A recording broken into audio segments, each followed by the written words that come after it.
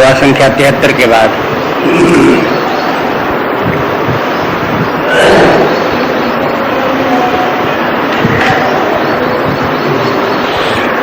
धरि उमा प्राणपति चरणा जाए विपिन लागी तप करना अति सुकुमार न तन तप जोगू पति पद सुमिरत तजेऊ सब भोगू नित्य दाव चरण उपजय अनुरागा बिसरी देह तपई मन लागा संगत सास मूल फल खाए साग खाए सत बरस गमाए कछु दिन भोजन बारी बतासा ये कठिन कछु दिन उपवासा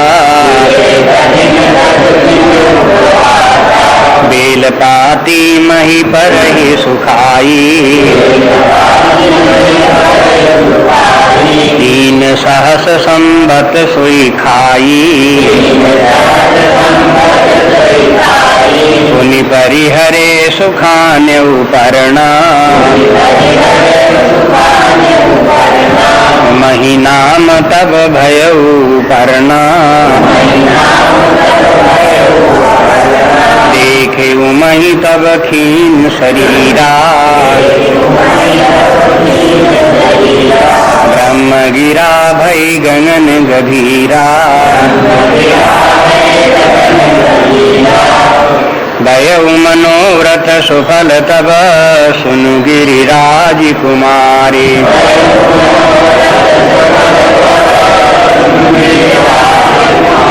हरिहर दुष कलेश सब अब मिली है त्रिपुरारी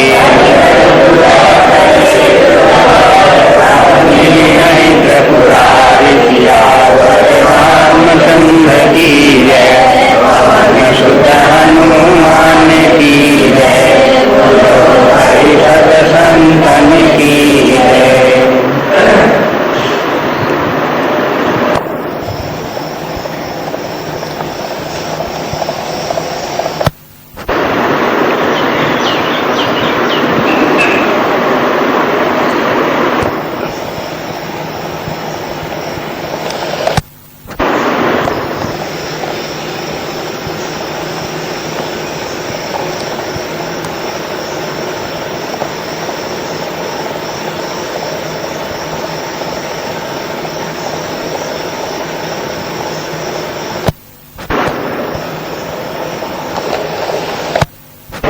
देखें, स्मरण करें कि हिमांचल घर से फिर पार्वती जी जो है वो तप करने के लिए वन की ओर चली हैं। कल देख रहे थे अपने माता पिता को समझा करके धीरे बना करके वो तपस्या करने की चली। माता पिता ही बहुविध समझाई चली उमा तप हित हर्षाई। प्रसन्न मन से तपस्या करने के लिए चली।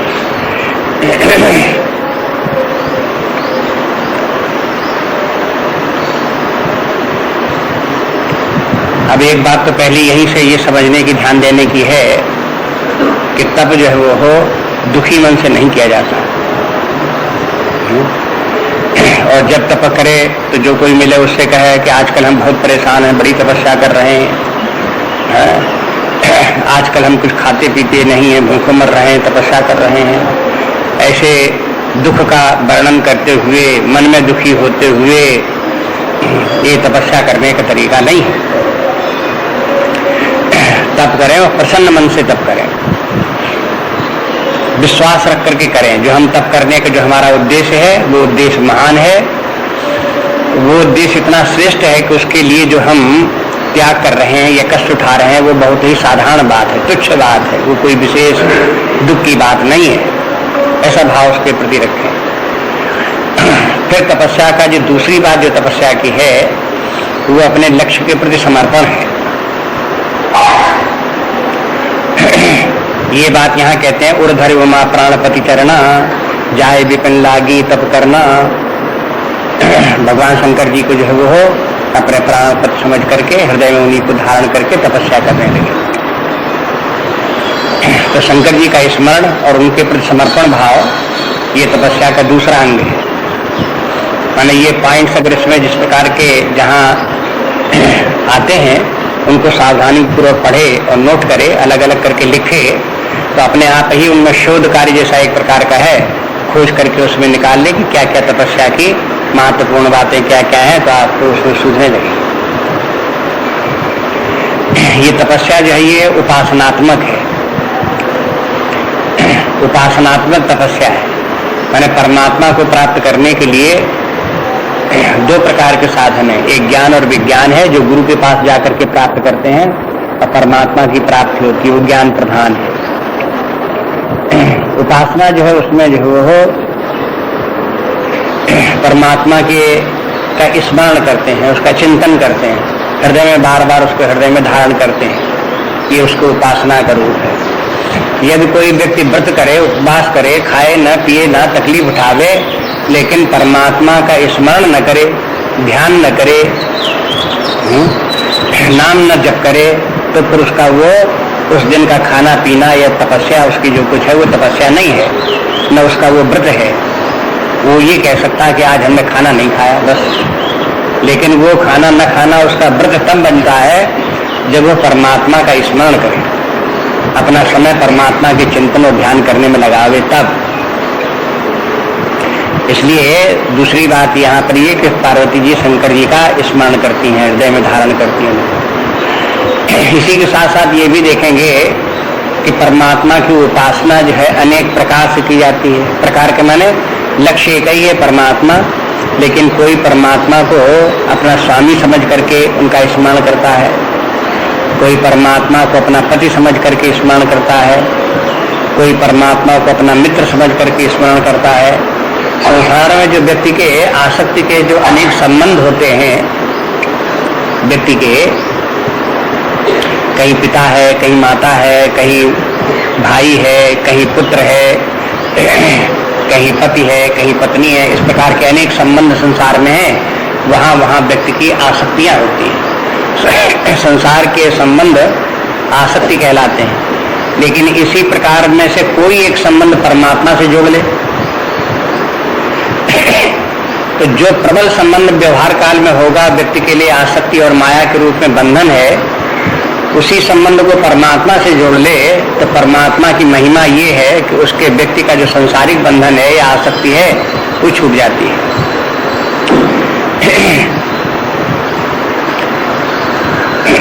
जैसे कोई पुत्रासक्ति है, आगे चल करके कथा देखेंगे मनु शत्रुपा की, तो इन्होंने बहुत पुत्रों की उत्पत्ति की, बड़े भारी परिवार बनाया, तो उनके मन में पुत्रासक्ति हो गई, पुत्र की आसक्ति। लेकिन उन्होंने फिर तपस्या की तो परमात्मा को ही पुत्र रूप में स्मरण किया, और जब भगवान सामने आए तब उनसे वरदान यही मांगा कि आप हमें पुत्र के समान प्राप्त हो। तो बस उसके साथ साथ भगवान ने कहा ठीक है तुम्हारे पुत्र होकर के आएंगे, लेकिन भगवान बने दशरथ के, महाराज दशरथ के रूप में आकर के, लेकिन वहां से उनकी पुत्रासक्ति समाप्त हो गई, परमात्मा भाव उनको प्राप्त हो गया। तो ये शास्त्रों के जो सिद्धांत है, उपासना आदि के जो सिद्धांत हैं, ये सब समझने के हैं, ध्यान देने के हैं कि मनोवैज्ञानिक रूप से ये किस प्रकार से अपने अंदर कार्य करते रहते हैं। ये कोई अंधविश्वास की बातें नहीं है, ये बड़े विज्ञान की बातें हैं और मनोविज्ञान की बातें और गंभीर मनोविज्ञान की बातें हैं, जहाँ तक कि पहुँच करके बड़ी जब व्यक्ति साधना आदि करता है तब आगे चल करके वो ये सब बातें सूझती हैं कि इनका क्या रहस्य है, तब उसे पता चलता है। पहले पहले व्यक्ति को वे सब अंधविश्वास लगते हैं, झूठ मूठ की मान्यताएं लगती हैं, कपोल कल्पनाएं लगती हैं, ऐसे करके लगता रहता है।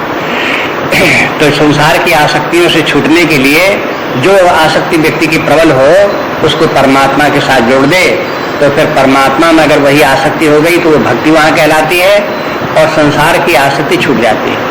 जब भक्ति आती है तो फिर आसक्ति रहती नहीं है। इस सिद्धांत के आधार पर देखते हैं तो पार्वती जी ने भगवान शंकर जी की उपासना करना प्रारंभ किया, तो उनको पति के रूप में अपने हृदय में बार बार स्मरण किया और चित्त निरंतर उसी शंकर जी में ही लगाई रही। और कहते हैं कि ये उन्होंने तपस्या कहाँ की कि जाय विपिन लागी तप करना, ये तपस्या जो है वो एकांत स्थान में वन में जाकर के करने लगी। एक बात ये भी है कि ये तपस्या जो है एकांत स्थान में करनी चाहिए।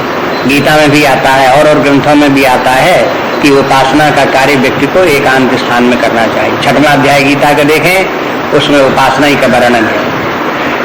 रहस्य स्थिता, इस प्रकार से गीता में आता, रहस्य के माने एकांत स्थान में। एकांत स्थान में जब बहुत लोग आने जाने वाले न हो, डिस्टर्ब करने वाले न हो, व्यक्ति जहाँ बैठ करके भगवान का ध्यान करे तो कोई बाहरी कोई कारण विक्षेप का उत्पन्न न हो, ऐसा स्थान ढूंढ करके करना चाहिए। इसलिए संक्षेप में उसके लिए वन शब्द का बोल दिया कि नगरों में तो बहुत लोग आते जाते मिलते रहे, संसारी लोगों से उनका साथ होता है तो वहाँ पर व्यवधान पड़ता है। लेकिन एकांत स्थान में बन कर जाके तपस्या करने लगे तो वहाँ कोई व्यवधान, बाधा व्यवधान नहीं पड़ती। समाज में चाहे नगर हो चाहे गांव हो, अधिकांश व्यक्ति संसारी व्यक्ति रहते हैं। संसारी व्यक्ति के माने जिनको कि परिवार में आसक्ति है, परिवार ही प्रधान है, धन प्रधान है, भवन प्रधान है, पद प्रधान है, ये जो भौतिकवादी दृष्टिकोण जो होता है वही लोगों का अधिक होता है। उनके बीच में रह करके कोई परमार्थ की साधना करे तो उसे बाधा पड़ती है, कई प्रकार से बाधा पड़ती है। कुछ लोग तो उसको निरुत्साहित करते हैं, कहते अरे क्या तुम चक्कर में पड़ गए, कितना सुंदर अपने तुम्हारे पास धन संपत्ति, खाओ पियो मौज करो, क्या सब इनको छोड़ छाड़ के तुम बैठे हुए हो, क्या तुम तपस्या के चक्कर में पड़ गए। इस प्रकार से व्यक्ति लोग उनको निरुत्साहित करते हैं। और कभी कभी व्यक्ति के मन में भी इस प्रकार की वासना प्रबल हो जाती है कि देखते हैं कि सब लोग तो अपने भोग विलास में पड़े हुए, हम ही एक इस प्रकार के बेवकूफ जो है इसमें भगवान के भजन ध्यान में त्याग करे व्रत करते घूम रहे हैं। अपने मन में भी इस प्रकार की व्यक्ति की बात आ सकती है। इसलिए जो ये समस्याएं उत्पन्न होती हैं, मानसिक समस्याएं, इनसे बचने के लिए व्यक्ति को चाहिए कि वो एकांत स्थान में रह करके उपासना करे। और जहाँ जिस एकांत स्थान में उपासना करे तो ऐसा भी हो सकता है कि वहाँ अन्य उपासक भी वास करते हों, ऐसा हो सकता है। कहीं कहीं जैसे साधना पंचकम है, उसमें शंकराचार्य जी कहते हैं कि व्यक्ति को वन में जाकर के एकांत स्थान में रह करके सत्संग करना चाहिए। मनो शत्रुपा के प्रसंग में भी देखते हैं कि जब ये मनो शत्रुपा जो है वो वहाँ वन में गए तो वहाँ पर ऋषि मुनि और भी वास करते थे। वो लोग सब उनको कथा सुनाते थे, पुराण आदि की कथा सुनाते थे, फिर ये अपने बैठ करके जप भी करते थे, ध्यान भी करते थे। तो इसके माने है कि ये उपासना का कार्य जो है नगर और गांव से, संसारी व्यक्तियों से बाहर हट करके, जहाँ लोग केवल इसी तपस्या में ही जिनका कि मन लगा हो, आध्यात्मिक ही वृत्तियां जिनकी की हों, उपासना आदि के कार्य में लगे हों, तो उन्हीं के बीच में रह करके करना चाहिए। तो अगर कहीं कोई संदेह हो, मार्गदर्शन की आवश्यकता हो, तो अन्य लोगों से मार्गदर्शन उसे प्राप्त हो जाए, ये भी उसे ध्यान में रखना चाहिए। तो अभी इसको ये बात को दिखा दिया कि जाए विपिन लागी तप करना, इसी विचार से कह दिया कि पार्वती जी जाकर के तप करने लगी। शिव पुराण आदि को देखें, अन्य पुराणों को देखें तो शंकर जी की कथा, पार्वती कथा और जगह भी है। और तुलसीदास जी ने पार्वती मंगल नाम का एक ग्रंथ अलग लिखा है, छोटी पुस्तक है, पार्वती मंगल उसका नाम है। उसमें पार्वती जी के विवाह का वर्णन है। तो उसमें भी इसी प्रकार का वर्णन जैसे इसमें वर्णन है वैसे वहां पर भी है। लेकिन तुलसीदास जी जब एक के बाद दूसरे स्थान पर लिखते हैं तो कुछ नई बातें भी लिख देते हैं, बिल्कुल ये न लगे कि उतने अनुवाद मात्र है, कुछ नवीनता भी होनी चाहिए। इसलिए पार्वती मंगल आदि ग्रंथों को देखें तो कुछ नई बातों के संकेत वहां पर भी मिल जाते हैं। कालिदास ने कुमार संभव एक ग्रंथ लिखा है, वो हो कुमार संभव जो है वो शंकर जी, पार्वती और उनसे उत्पन्न ये कुमार करके जो है सनत कुमार, वो जो शरानंद जो है वो हो, उनको कुमार कहते हैं। तो उनकी वो जन्म हुआ, गणेश जी का जन्म हुआ, तो ये सब कथा वहाँ पर उन्होंने कुमार संभव में लिखी है। तो वहाँ पे पार्वती जी के तप का वर्णन है। तो उन स्थलों को सबको देखने से ये पता चलता है कि कहीं कहीं तो ये कहा गया कि पार्वती जी तो वैसे हिमालय पर्वत में वन है ही है, और वहाँ के जो जहाँ वो वास कर रही थी, जहाँ जन्म लिया था, वो भी सब वन ही था। लेकिन वो तपस्या करने के लिए और भी उत्तर दिशा में उस स्थान पर चली गई जहां पर कि मनुष्यों के जाने की गति नहीं है। वो ज्यादा जहां बर्फ से ढके हुए स्थान है, जैसे गंगोत्री इत्यादि हैं, और गंगोत्री के आगे जहाँ गोमुख है और गोमुख के आगे आगे जाओ तो फिर वहां व्यक्ति की जाने की गति नहीं है। ऐसे स्थानों में जहाँ मनुष्य आदि नहीं पहुंच सकते थे, देवता लोगों की गति है, उस स्थान पर वो जाकर के वहां तपस्या करने लगी, वहां रहने लगी, जाकर के वास किया। तब कहते हैं अति सुकुमार न तन तप जोगु। अब देखो ऐसे स्थान पर रहना व्यक्ति के लिए शरीर में थोड़ी ताकत होनी चाहिए। प्रकृति के जो प्रकोप हैं उनको सहन करने के शरीर में सामर्थ्य हो, तब ऐसे स्थान में जाकर के प्रकृति के बीच में रहे और कोई तपस्या करे। लेकिन पार्वती जी का शरीर जो है वो अभी बहुत उम्र नहीं है इनकी, किशोरावस्था इनकी है, उस समय ये तपस्या करने के लिए गई। तो अब ये भी है कि देखो शरीर से सुकुमार हैं लेकिन फिर भी तपस्या करती हैं। लेकिन पति पद सुमिर तजेव सब भोगू, लेकिन चूंकि उनके लक्ष्य के प्रति उनकी समर्पण भाव है, इसलिए सुकुमार शरीर का भी उन्होंने चिंता नहीं की और उन्होंने भोगों की भी आकांक्षा नहीं की, उन सबका त्याग दिया। तो इसके माने ये है उपासना रूपी तप करने के लिए व्यक्ति को क्या करना चाहिए? वो ये न सोचे कि हम शरीर से हम तो बहुत कमजोर हैं, हम कैसे तपस्या करेंगे। अब वो अपने शरीर की कमजोरी को देखता हुआ, सुकुमारता को देखता हुआ रह गया तो फिर तपस्या नहीं कर सकता। अपने शरीर के साथ उस व्यक्ति को थोड़ा जबरदस्ती भी करनी पड़ती है। लेकिन गुरुदेव जी ने एक जगह भी लिखा हुआ है कि देखो प्रकृति किसी के साथ मुलाजा नहीं करती।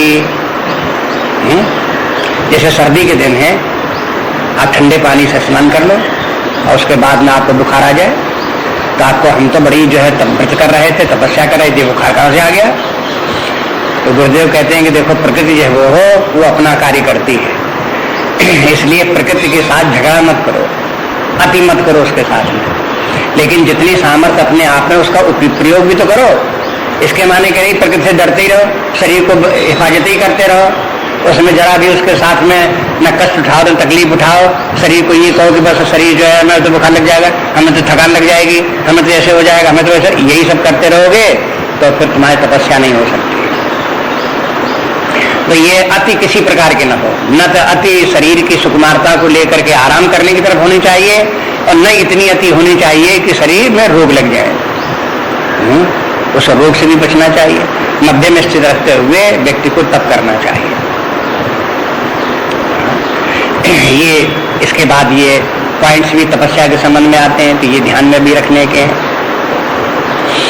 दूसरी बात ये है कि तप का जो मुख्य बात है वो इतना यही है कि तजेव सब भोगू, ये तप का सार भाग है। तप किसे कहते हैं? भोगों के प्रति आसक्ति को छोड़ देना और भोगों का भी त्याग देना। मन से भोगों के का चिंतन और उनके प्राप्त करने की कामना छोड़ देना चाहिए। भोग प्राप्त भी हो तो उनको भोग करके अपने मन को खराब नहीं करना चाहिए, भोगों का ग्रहण भी न करें उनको। इस प्रकार से भोगों का त्याग, इंद्रियों से भोगों का त्याग और मन बुद्धि से उनके चिंतन का त्याग, इस त्याग का नाम तप है।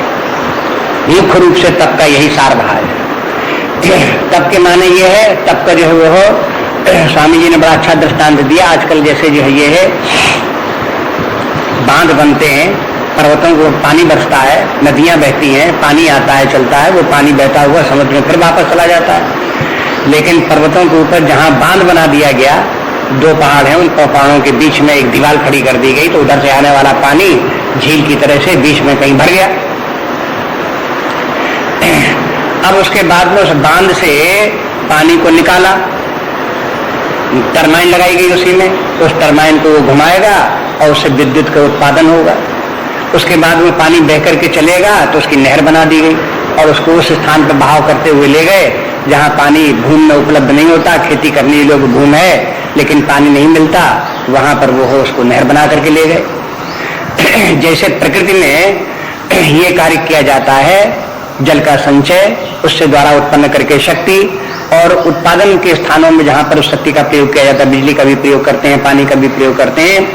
इसी प्रकार से अपने व्यक्तित्व में भी अपने अंदर जैसे वहां जल की वर्षा होती रहती है, तैसे अपने अंदर शक्ति का उत्पादन होता रहता है। व्यक्ति खाता पीता है, कार्य करता है, तो उसके अंदर एक शक्ति का संचार, केवल शारीरिक शक्ति नहीं, उसके प्राणिक शक्ति, मानसिक शक्ति, बौद्धिक शक्ति, विभिन्न प्रकार की जो अंतर शक्तियां हैं, उनका सबका शक्तियों का उद्भव होता रहता है। वे शक्तियों को होने के साथ साथ होता क्या रहता है कि व्यक्ति विषयों का चिंतन करता रहता है, उनके भोग की कामना करता रहता है, उन भोगों को प्राप्त करता है, उनको भोगता रहता है, तो सारी शक्ति उसी में उसकी नष्ट होती रहती है, अपव्यय होती रहती है। ये व्यक्ति अनजाने में सारे जीवन करता रहता है। शास्त्रकार कहते हैं कि देखो इस शक्ति का संचय करो। तो अब कैसे संचय होगा? जैसे कि उधर बांध बनाया गया, उसी प्रकार से यहां पर बांध बनाने के माने क्या है? व्यक्ति जो है अपने मन से विषयों का चिंतन न करे, इंद्रियों से भोगों का भोग न करे, तो उसके अंदर जो शक्ति संग्रहित हुई वो क्या होगी? शक्ति का भंडार उसके अंदर बढ़ेगा। लेकिन अब इतने से काम पूरा नहीं हो जाता। जैसे बांध बना दिया गया और पानी भर गया वहां पर, तो इतने से बांध का कार्य पूरा नहीं हो गया। उसके बाद टरबाइन लगानी होगी जिससे पानी उसके ऊपर गिरे और वो घूमे, नहर बनानी पड़ेगी जहां से पानी वो करके जाए। इसी प्रकार से अपने अंदर जो शक्ति संग्रहित हुई उसको चैनलाइज करना पड़ेगा, किसी एक विशेष दिशा में उस शक्ति को लगाना पड़ेगा। कोई महान उद्देश्य जीवन का निर्धारित करके उसमें अपनी सारी शक्ति उसी के प्रति समर्पित करनी होगी, जुटानी हो, जुटा करके उसमें लगानी होगी। जब अपनी शक्ति को उसी में निरंतर लगाते रहेंगे तो फिर उस लक्ष्य की प्राप्ति होगी। बस इसका नाम तप है।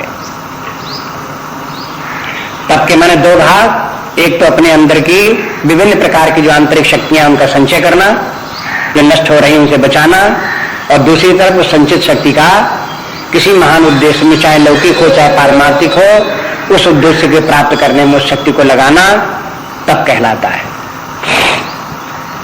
तब देखिए एक ही पंक्ति में दोनों बात हो गई। पार्वती जी ने क्या किया? उर्धरि उमा प्राणपति चरना, जाए विकन लागी तप करना, और अति सुकुमार न तन तप जोगू, और पति पद सुमिर तजो सब भोगू। पति पद सुमिर ये तो लक्ष्य हो गया, अपने मन बुद्धि के बराबर परमात्मा का चिंतन करने में अपने उसको लगा दिया। ये तो उसकी संचित शक्ति का जो है वो उपयोग हो रहा है। और शक्ति का संचय कैसे हो रहा है कि तजेव सब भोगू, सब भोगों का त्याग जो है वो शक्ति का संचय है।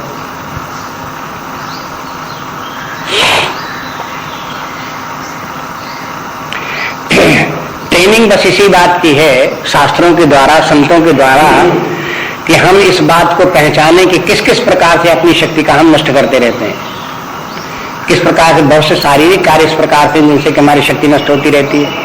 कुछ वाणी के द्वारा भी फिजूल की बातें बार बार बोलना जिनका कि कोई मूल्य नहीं है, व्यर्थ में उनका उच्चारण करते रहना, वह अपनी शक्ति का अपव्यय करना है। बहुत सी चिंतन करना, पूर्व काल की बातों का चिंतन करना, भविष्य की बातों का चिंतन करना, उन्हीं में अपने मन को भटकाते रहना, ये भी हमारी शक्ति का अपव्यय करने के कारण है। तो इन सब बातों को समझना कि कौन कौन से जो है हमारे शक्ति का अपव्यय करने वाली कौन कौन सी चीजें हैं, उनको समझे और उनकी तरफ से शक्ति का संचय करना सीखे। कल जो हम उदाहरण बता रहे थे कि देखो एक बालक ने किस प्रकार से अध्ययन किया और वो कैसे कैसे एमएससी तक मैथमेटिक्स में प्रथम स्थान उसने कैसे प्राप्त किया। तो उसने क्या किया? दो कार्य किए उसने।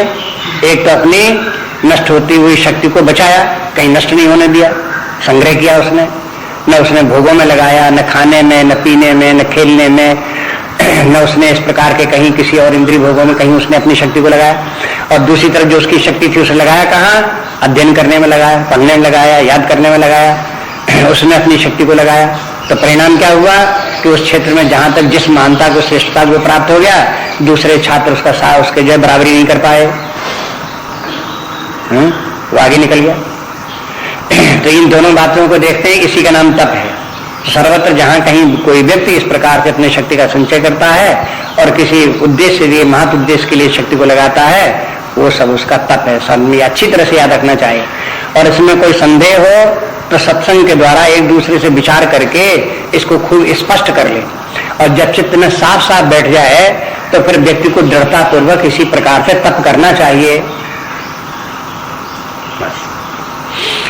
और ये बात बार बार याद रखनी चाहिए, जैसे कल के आई थी कि तपबल रचई प्रपंच विधाता, तपबल विष्णु सकल जगत त्राता, तपबल सम्मुख संगारा, तपबल शेष धरे मई भारा, तपाधार सब सृष्टि भवानी। बस सब कुछ जो कुछ जीवन में होना है वो तप के बल पर ही होना है। अगर हम तपस्या नहीं करते, भोगों में अपने जीवन को नष्ट करते हैं, तो बस कूड़ा करकट जीवन हो जाएगा, अंत में विनष्ट होकर के मिट्टी मिल जाएगा, कुछ हाथ नहीं लगेगा।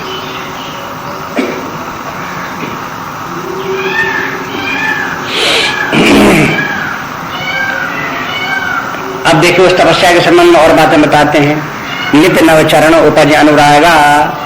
अब देखो उनको पार्वती जी के मन में शंकर जी के प्रति उनको प्राणपद समझ करके बड़ा प्रेम था, उनमें बड़ी भक्ति थी, लेकिन वो भक्ति जैसे जैसे तपस्या होती जाती तैसे तैसे बढ़ती जाती है। नियम इस प्रकार का है, व्यक्ति संसारी व्यक्ति जो है विषय भोगों में लिप्त होता है, आसक्ति में पड़ा होता है, लेकिन जब वो उपासना करना प्रारंभ करता है तो परमात्मा में प्रीति बढ़ने लगती है, और जैसे जैसे भगवान की भक्ति बढ़ती है वैसे वैसे आसक्ति छूटती जाती है। पहले व्यक्ति को आसक्ति छोड़ना और विषय भोगों को छोड़ना कष्टकारक लगता है, एक बड़ा त्याग है, एक बड़ा कठिन काम जैसा लगता है वो कर रहा है, लेकिन बाद में ये सब के सब जो है ये छूट जाते हैं, फिर उनमें प्रीति रही नहीं जाती। विषयों में यदि आसक्ति किसी के न हो, वो विषय जो है उस व्यक्ति को सुखदायी न लग करके दुखदायी अगर लगने लगे तो उनको त्यागने में कौन सा कष्ट। जो विषय सुख पहले सुखदायी लगते थे, बाद में समझ में आने लगे कि अरे ये तो बड़े दुखदायी हैं, तो दुखदायी विषयों को तो त्यागना बड़ा आसान, वैसे ही दुखदायी समझते। इसलिए धीरे धीरे करके पार्वती जी के जो है वो विषयों का त्याग होता गया, अधिकाधिक त्याग होता गया, और भगवान शंकर जी के प्रति उसी अनुपात में उनकी भक्ति बढ़ती गई। अब कभी कभी कोई लोग बात पूछते हैं भगवान की भक्ति कैसे प्राप्त हो, हाँ? तब देखो ये प्रसंग मन उसी को उत्तर है। भगवान की भक्ति तब प्राप्त होगी जब आसक्ति को छोड़ने को तैयार होंगे, भगवान का निरंतर चिंतन करेंगे, स्मरण करेंगे। एक मानसिक सिद्धांत ये भी, मनोविज्ञान का सिद्धांत ये है कि जो व्यक्ति जिसका बहुत चिंतन करता है, बहुत विचार करता है, उसके प्रति उसका प्रेम होने लगता है। लौकिक दृष्टि से भी देखें, अपने भाई बंधुओं में देखें, किनके प्रति ज्यादा प्रेम है, जो ज्यादा निकट हैं, जिनके बारे में ज्यादा सोचते हैं, ज्यादा मिलते हैं, जिनसे ज्यादा बात करते हैं, उन्हीं के प्रति जो है प्रेम प्राप्त हो जाता है। ऐसे परमात्मा का ज्यादा स्मरण करें, ज्यादा नाम जपें, ज्यादा ध्यान करें, ज्यादा उसके निकट रहें, तो परमात्मा में प्रेम बढ़ने लगता है। और फिर जितना ही परमात्मा में प्रेम बढ़ने लगता है, उसी अनुपात में धीरे धीरे विषयों से आसक्ति भी छूटने लगती है। और कहते हैं बिसरी दे तपहि मन लागा। अब उनको तपस्या करते करते पार्वती जी क्या हुआ कि तपस्या में इतना ज्यादा मन लग गया, अच्छा लगने लगा, तपस्या में प्रीति उत्पन्न हो गई कि शरीर की सुध बुध भूल गई। अब देखो ये भी उपासना का एक, उपासना में जो सफलता प्राप्त हुई वो ये सफलता है। जब व्यक्ति को अपने शरीर में देहाशक्ति न रह जाए, संसारी व्यक्ति समझता है शरीर ही में हूं, यही मैं हूं, शरीर में ही आम भाव है, लेकिन जब तप करे, उपासना करे, ज्ञान आवे, तो शरीर में अहम भाव छूटने लगे, उसको लगे ये शरीर मैं नहीं हूँ, शरीर को धारण किए जरूर हूँ, शरीर से काम चलता है, व्यवहार सब शरीर से चलते हैं, लेकिन शरीर में नहीं हूँ। शरीर में अहम भाव छूट जाए, शरीर का विस्मरण हो जाए। ध्यान करते समय, उपासना करते समय व्यक्ति बैठ करके एकांत स्थान में जैसे जैसे परमात्मा का स्मरण करता है, वैसे वैसे देह का विस्मरण भी होता है। प्रैक्टिकली उसे लगता है कि जैसे मानो शरीर है ही नहीं है, हम हैं, परमात्मा है, उसका हम स्मरण कर रहे हैं, शरीर नाम की कोई वस्तु हमारे पास है ही नहीं, ये भी अनुभव आने लगता है। तो ये कोई अनुभूति बहुत बड़ी अनुभूति नहीं है, लेकिन प्रारंभ में ये अनुभूति आ जाना एक बहुत बड़ी सफलता का लक्षण जरूर है। व्यक्ति को अब ये समझना चाहिए कि जब देहाभिमान छूट रहा है, देहानुभूति छूट रही है, इसके माने हम अपने सही मार्ग में आगे बढ़ रहे हैं। कर्म साधना के एक स्थूल शरीर से अहम भाव छोड़ करके शरीर प्रतीत न हो, उसमें अहम भाव न हो, उसके बाद प्राण में आ जाए, मन में आ जाए, बुद्धि में आ जाए, इनमें अहम भाव प्रतीत होगा, फिर वो भी अहम भाव छूट करके जब आत्म भाव में आ जाए तो उसे परमात्मा की प्राप्ति हो जाएगी।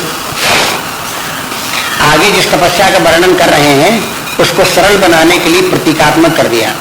वो त्याग कैसे कैसे करती जा रही हैं पार्वती जी, कुछ शारीरिक स्तर की बातों का त्याग करती हैं, कुछ प्राण के स्तर का त्याग करती हैं, कुछ मन बुद्धि के स्तर का त्याग करती हैं, इनका सब त्याग करती है, तो इनका सबका त्याग करने के बाद वो आत्मभाव में आ जाती है। और जब आत्मभाव में आ जाती है तब परमात्मा की आकाशवाणी होती है, कहती है कि तुम्हारी तपस्या पूरी हो गई। तो ये भी समझना पड़ता है कि हमारे व्यक्तित्व में शरीर ही नहीं है, प्राण भी है, मन भी है, बुद्धि भी है, इनमें सर्वत्र जगह जगह अहम भाव हुआ करता है। ये अहम भाव संसार का लक्षण है, अज्ञान का लक्षण है। और जहाँ परमात्मा की प्राप्ति होती है, आत्मा परमात्मा की प्राप्ति, तो इन सब में अहम भाव फिर नहीं रह जाता। तो उन्होंने क्या किया, संबत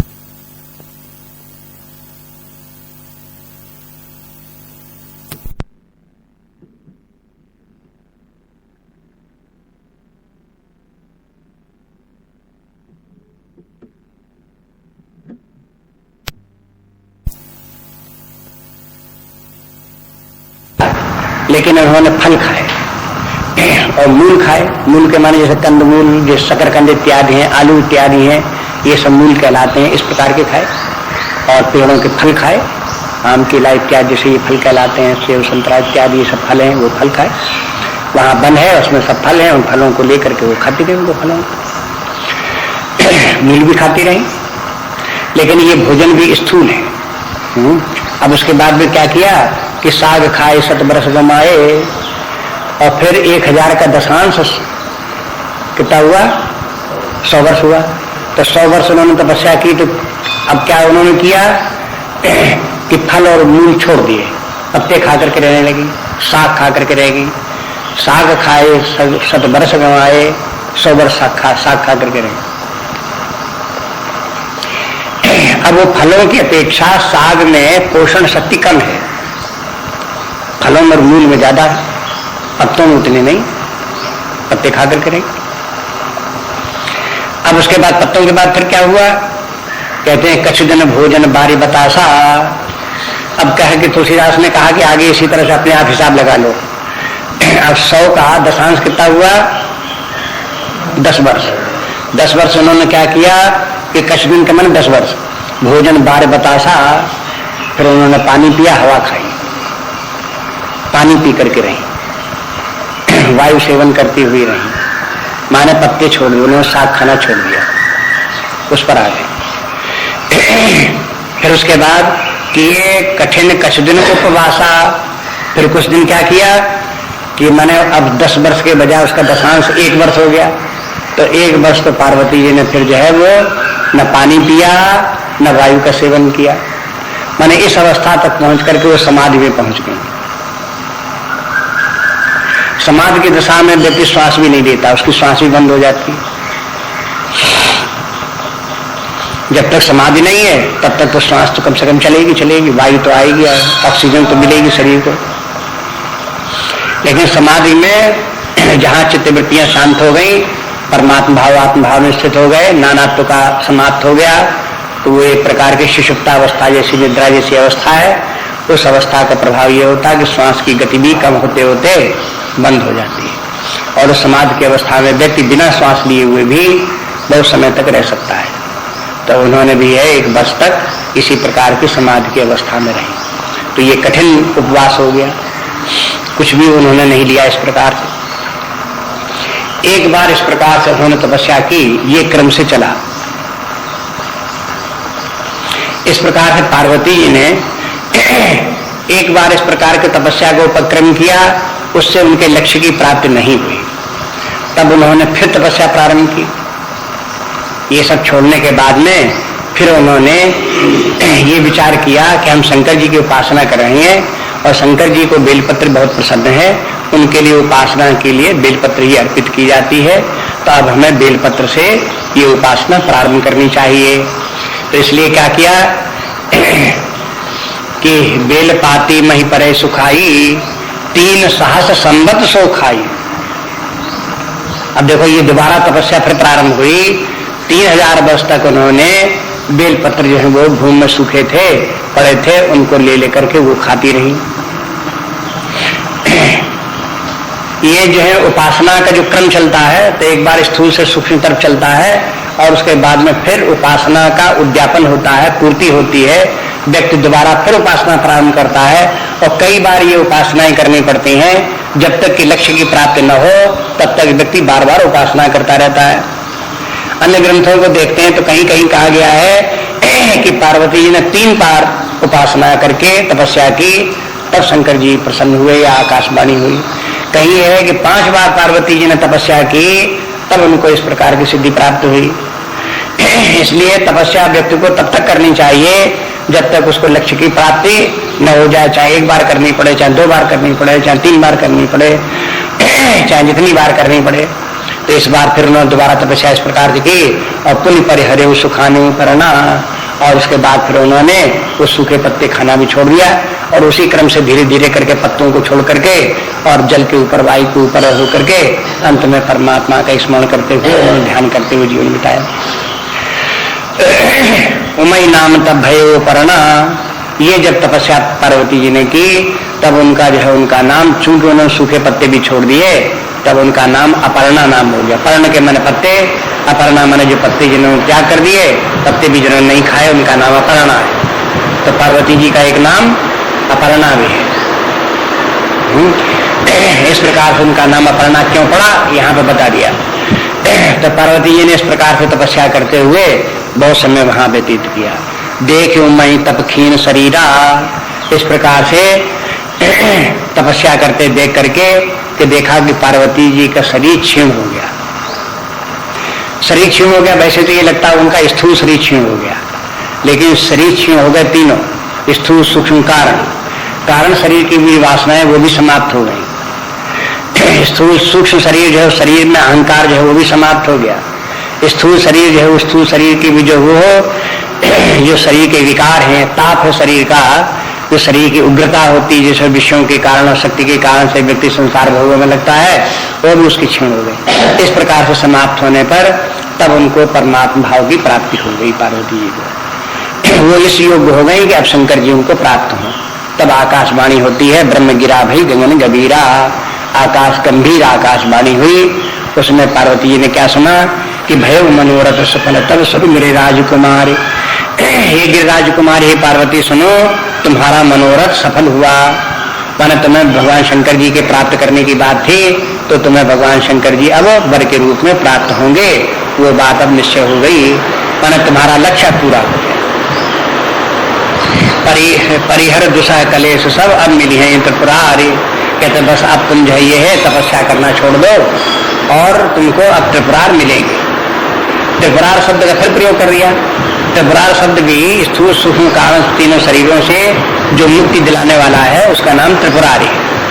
माने इससे तपस्या से ये पता चलता है कि उपासना भी, जैसे ज्ञानी व्यक्ति अपने ज्ञान के द्वारा तीनों शरीरों से अलग जो चेतन स्वरूप आत्मा है उसका ज्ञान प्राप्त कर लेता है, ऐसी उपासक भी उपासना करते करते अपने तीनों शरीरों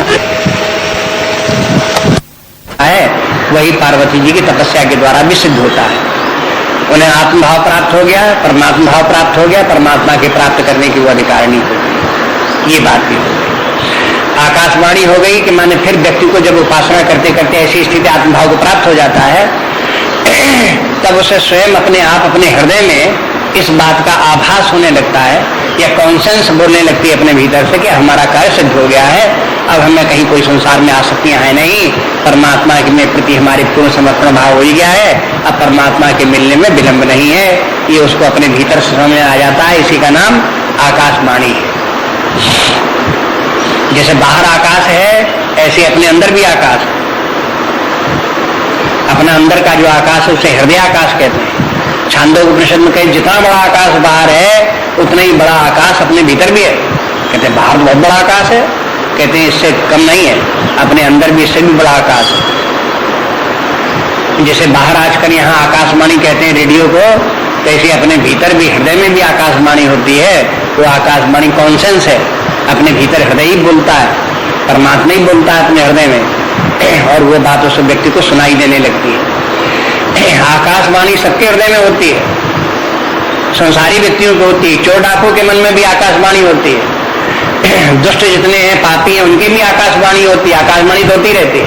वो आकाशवाणी व्यक्तियों को सावधान भी करती रहती है कि देखो तुम्हें ये नहीं करना चाहिए, करना चाहिए।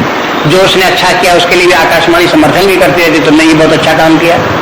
ये सब आकाशवाणी सबके भीतर व्यक्ति की होती रहती है, लेकिन जो मूल व्यक्ति हैं, स्थूल बुद्धि जिनकी है, बहिर्मुखी बुद्धि है, उस आकाशवाणी को सुनते नहीं, ध्यान नहीं देते, उसको महत्व नहीं देते। अंतर बस इतना है। जब कोई तपस्या करता है, आंतरिक वृत्तियां उसके अंदर उत्पन्न होती है, अंतर्मुखी वृत्तियां होती है, शांति चित्त होता है, तब उसे आकाशवाणी अपने हृदय की सुनाई देने लगती है। इसलिए इसमें कोई ये बात नहीं समझनी चाहिए कि पौराणिक बातें हैं, झूठी मोटी कल्पना आकाशवाणी की कहाँ लिख दी हुई। ये सब बातें सत्य हैं, लेकिन किस अर्थ में सत्य हैं, इसको व्यक्ति को धीरे धीरे समझना पड़ेगा। अपने मनमानी अर्थ में सत्य नहीं है। कोई व्यक्ति अपने मन से अर्थ लगा ले फिर उसको सत्य कहे, ऐसा तो नहीं है, तो वैसा तो नहीं है। लेकिन जिस प्रकार से सत्य है उस प्रकार को समझना पड़ेगा।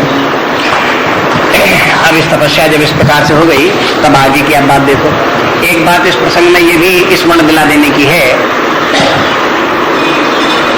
कि ये तपस्या केवल पुरुषों के लिए नहीं है।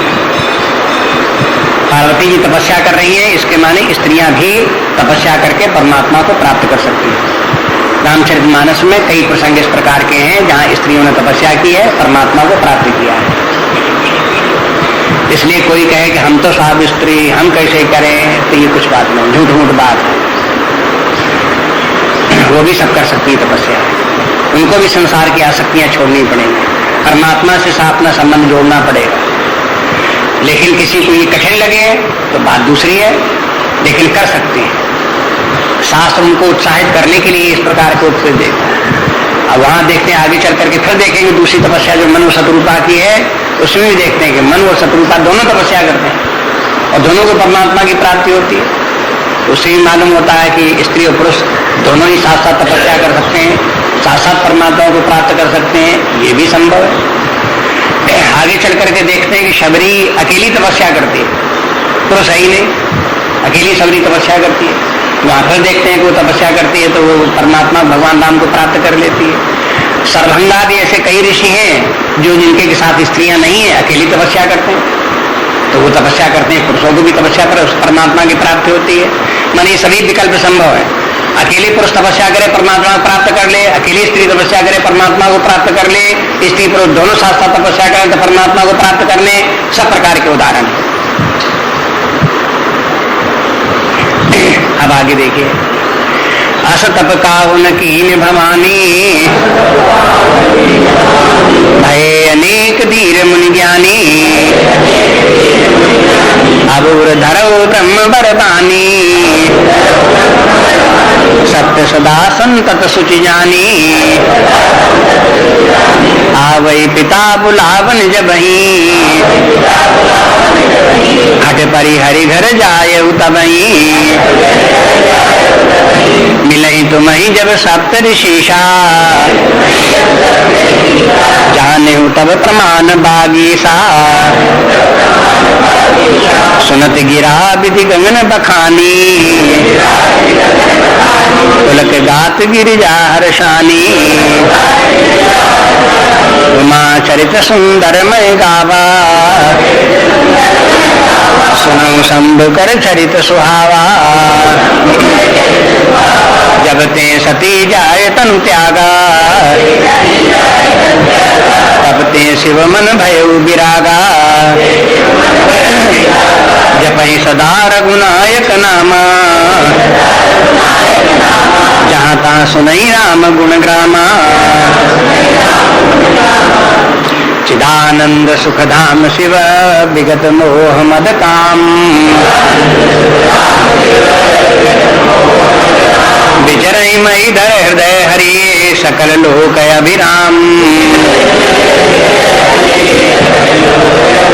सियावर रामचंद्र की जय, पवन सुत हनुमान की जय, बोलो भाई सब संतन की जय।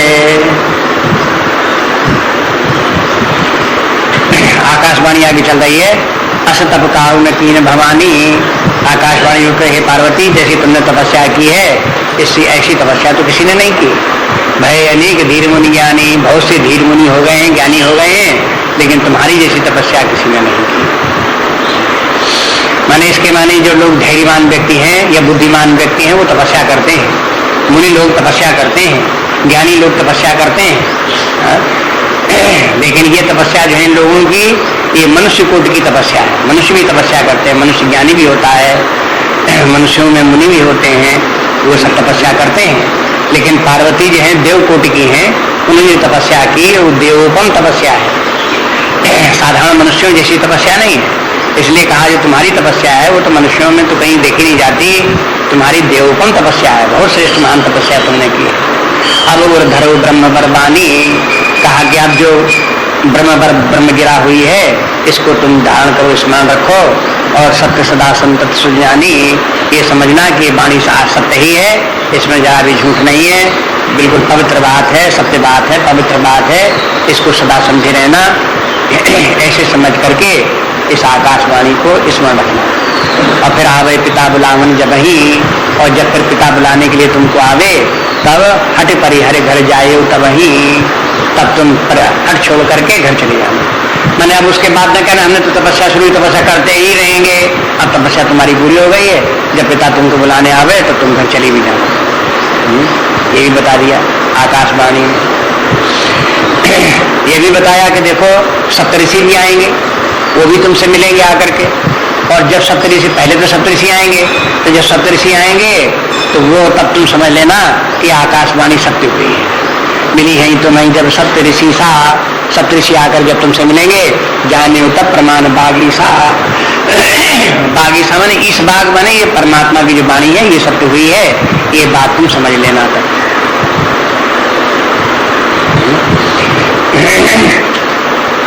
मैंने कोई बात बतावे कि देखो भविष्य में ऐसा होगा, तो बतावे भविष्य में ऐसे होने की पहचान क्या, कि देखो ये घटनाएं घटेंगी, तब जान लेना कि भविष्य में ऐसा ही होने वाला है। तो पहचान बता दी कि पहले सप्तऋषि आएंगे, तब तुम जान लेना कि आकाशवाणी सही है। इसके माने फिर जब पिता लिवाने के आवे तो आकाशवाणी को सत्य मान करके पिता के साथ तुम चली जाना करके, और फिर तुम्हारे भगवान शंकर जी के प्राप्त होने के लिए जो विवाह की तैयारियां होंगी वो सब तैयारियां होंगी, और फिर विवाह भी हो जाएगा। इसलिए तुम्हारी तपस्या पूरी हो गई। सुनत गिरा विधि कंगन बखानी, इस प्रकार से आकाशवाणी जब पार्वती ने सुनी, पुलक गात गिरिजा हर्षानी, तो पार्वती जी प्रसन्न हो गई, शरीर रोमांचित हो गया, प्रसन्न हो गई कि उनका लक्ष्य पूरा हो गया। तो जब लक्ष्य व्यक्ति का पूरा हो जाता, परम प्राप्त जो व्यक्ति प्राप्त होता तो प्रसन्नता होती है। वैसे पार्वती जी को प्रसन्नता हो गई, हमारा तपस्या अब पूरी हो गई, जो हमें प्राप्त करना था वो हमें अब प्राप्त हो जाएगा, इसमें कोई संदेह नहीं। तो उमा चरित्र सुंदर मैं गावा, अब याज्ञवल्क्य कथा किसको सुना रहे हैं? भरद्वाज को। उनसे कहते हैं कि देखो हमने पार्वती जी की कथा तो तुमको सुना दी कि पार्वती जी कैसे जन्म हुआ, कैसे तपस्या की उन्होंने। अब हम तुमको वो कथा छूट गई थी कि जब सती ने अपना शरीर त्याग किया, उसके बाद शंकर जी ने क्या किया, तो कहते अब शंकर जी की भी कथा सुन लो। भाई शंकर पार्वती जब दोनों का विवाह होना है तो शंकर जी की भी कथा सुनो, उनका क्या हुआ। सुनो शंभु कर चरित्र स्वभावा, अब शंकर जी ने जो कुछ किया वो भी हम तुमको सुना देते हैं। जब ते सती जाए तन त्यागा, पार्वती सती ने जब से अपना शरीर छोड़ा, पहले सती थी, सती शब्द का प्रयोग कर दिया कि पूर्व जन्म में सती ने जब से शरीर त्याग किया, तो उसके बाद शंकर जी ने क्या किया, तब ते से मन भयो विरागा, उस समय से शंकर जी का मन विरक्त हो गया, वैराग्यवान व्यक्ति उनका मन हो गया। वैराग्यवान होगी माने अब वो अनासक्त होकर के कहीं कोई झंझट नहीं, अब वो बस अपने भगवान के ध्यान में रहने लगे।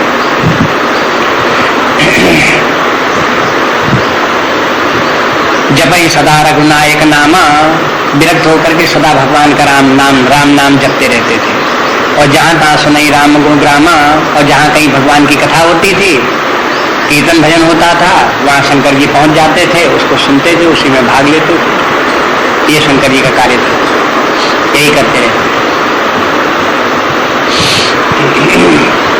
अब देखो यहाँ पर संसारी दृष्टि से देखें तो पहले शंकर जी थे, पति थे, सती उनकी पत्नी थी। जब तक पत्नी थी तब तक वो पत्नी के नाम पर वो साथ में वो पति थे शंकर जी। पत्नी गृहिणी कहलाती है, गृहिणी।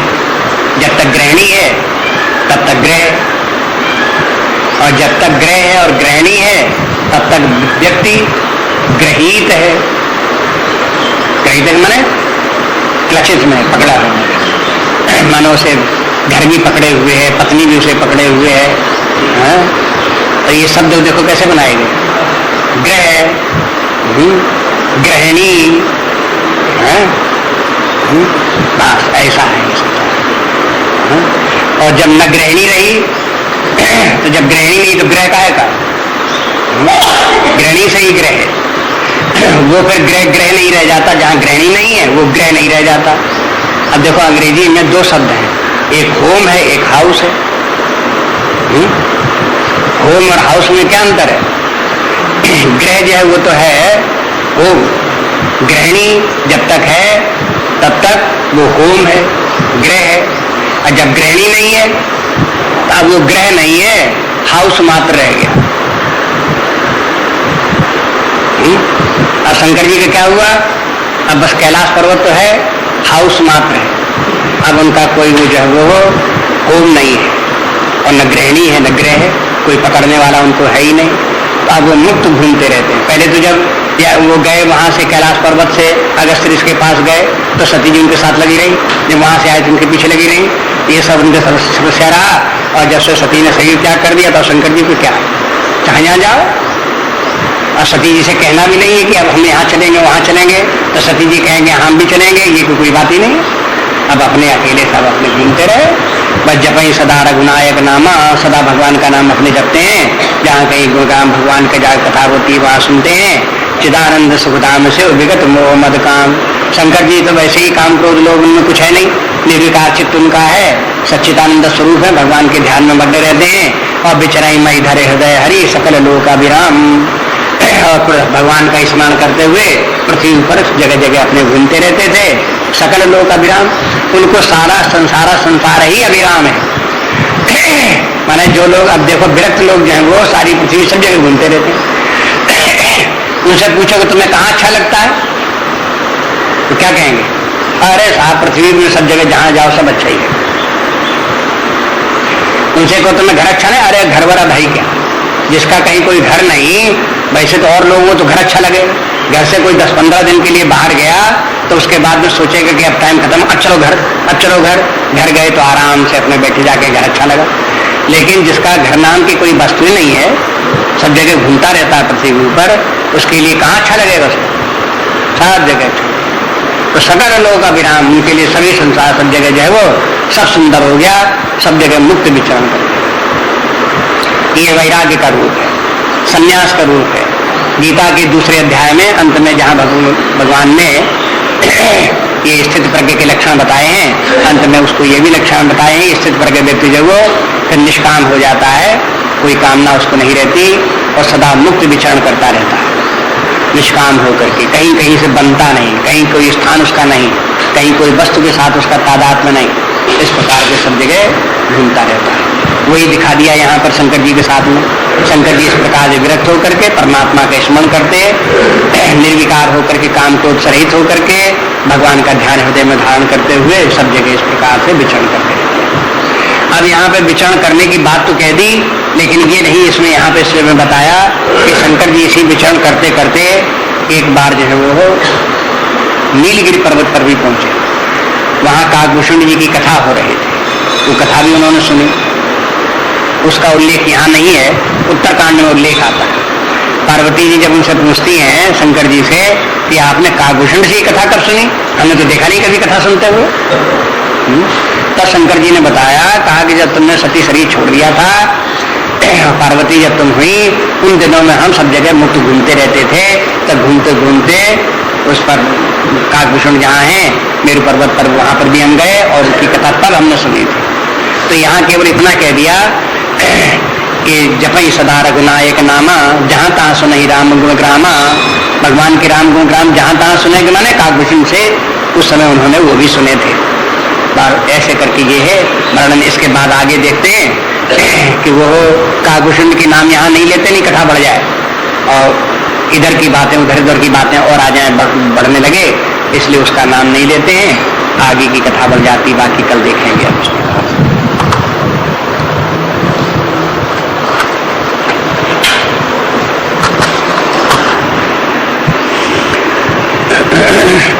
नान्या देहा रघुपते हृदय सुमदीये सत्यं वदामि च भवान् अखिलान्तरात्मा भक्तिं प्रयच्छ रघुपुङ्गवनिर्भरां मे कामादिदोषरहितं कुरु मानसं च श्रीराम जय राम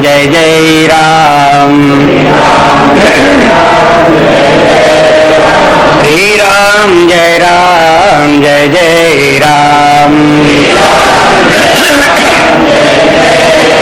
श्रीराम जय राम जय राम श्रीराम जय राम जय राम श्रीराम जय राम जय राम श्रीराम राम जय राम श्रीराम जय राम जय राम श्रीराम जय राम जय राम श्रीराम जय राम जय राम श्रीराम जय राम जय राम श्रीराम जय राम जय राम श्रीराम जय राम जय राम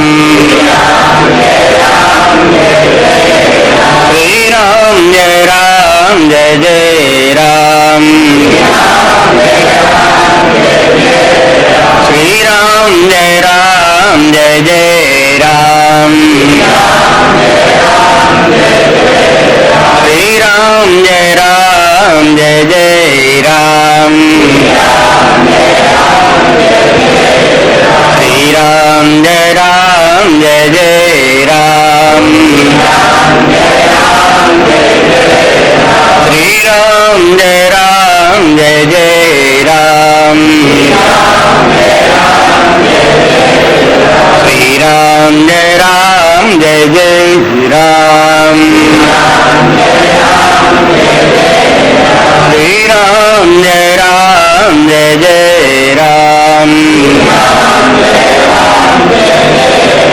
श्रीराम जय राम जय राम श्रीराम जय राम जय राम श्रीराम जय राम जय राम श्रीराम जय राम जय राम श्रीराम जय राम जय राम श्रीराम जय राम जय राम श्रीराम जय राम जय राम जय जय राम जय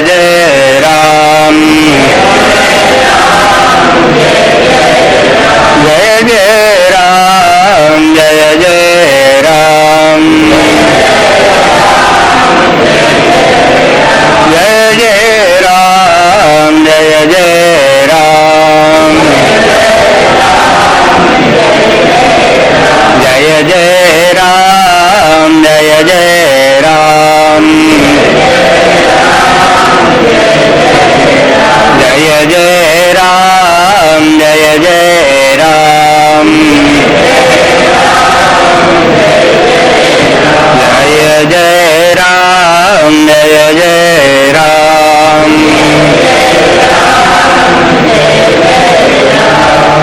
ओम पूर्णमदः पूर्णमिदं पूर्णात् पूर्णमुदच्यते पूर्णस्य पूर्णमा